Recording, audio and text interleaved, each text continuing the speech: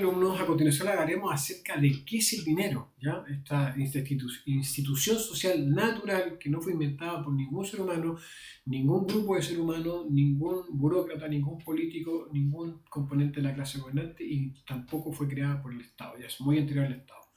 Bueno, hay que entender que el dinero es un lenguaje, es como un idioma para lograr el intercambio que vino a que no era posible muchas veces con el trueque. ¿Por qué? Porque tenía un defecto que era lograr la equivalencia respecto de lo que se intercambiaba, era muy difícil. Por tanto, al no existir esta equivalencia, los intercambios no se podían producir siempre, o sea, porque nos dejaban conforme a ambas partes. Recuerden que en una sociedad libre los intercambios para que se produzcan deben satisfacer a ambas partes que intercambian, ¿ya?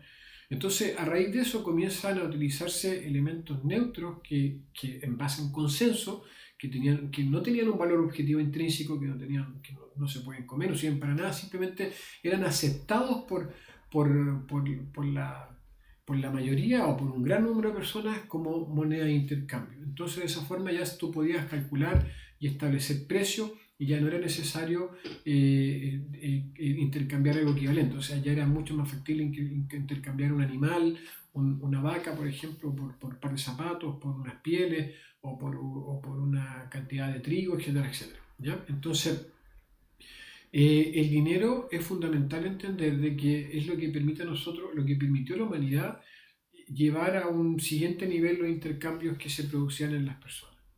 Y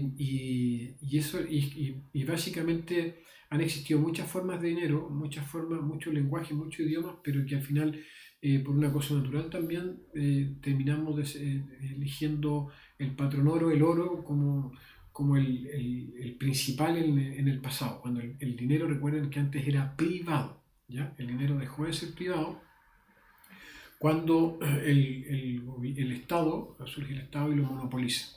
Y ahí comienza a haber un dinero, un papel moneda que lo crea, lo genera, lo imprime cada gobierno de cada país y ya ni siquiera hasta, qué sé yo, hasta el 1929, ya ni siquiera ya había respaldo en oro. O sea, son simplemente papeles que el único valor que se le da en base a un cierto consenso forzado que lo otorga un gobierno. Pero el dinero de los políticos en países, por ejemplo, como Venezuela, está en las calles, no sirve de nada, prácticamente vale más el papel, el material de elaboración del dinero propiamente tal que el dinero, ¿ya? Entonces, eso es fundamental.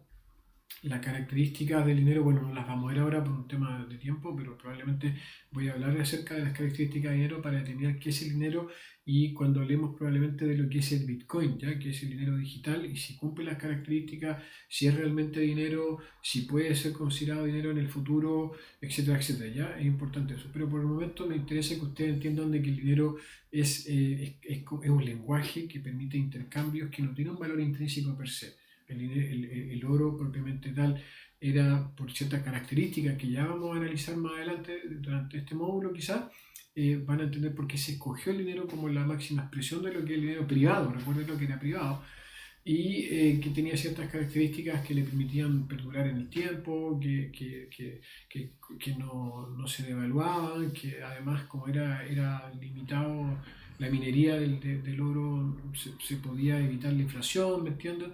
Ya vamos a ver también qué es lo que es la inflación, pero es importante que ustedes comprendan por el momento qué es, ¿ya? Simplemente su lenguaje de intercambio que permite también que se corrijan, que se establezcan precios, y que los precios también se transformen en otro lenguaje. Nosotros en nuestra mente tenemos miles de precios como que fuesen palabras y es lo que nos permite coordinarnos en la sociedad. O sea, tú sabes que para poder acudir a un viaje interregional o de un país a otro, tú requieres cierta cantidad de dinero, porque tú sabes más o menos, tienes los precios de cuánto cuesta un pasaje aéreo, sabes que un pasaje aéreo es más caro que un pasaje en bus, que un pasaje en vehículo, ¿me entiendes? Entonces, nosotros tenemos desde pequeños, vamos internalizando, igual que las palabras, muchos precios y que están siempre asociados justamente al surgimiento del dinero como una institución social natural.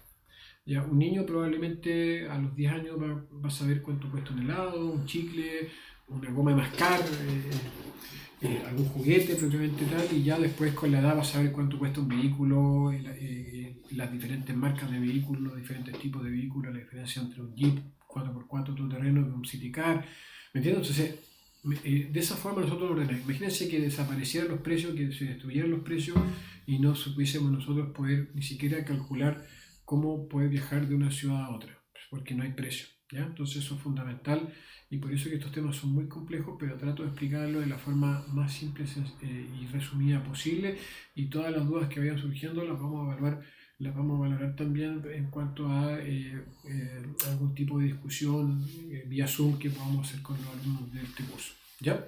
Así que eso es básicamente, entiendan eso, que el dinero viene a corregir un defecto del trueque y que el único sentido que tiene el respaldo real del dinero, más que los metales y que los productos intermedios, es el respaldo fundamental, es el intercambio humano, son los productos y los servicios que intercambian los humanos.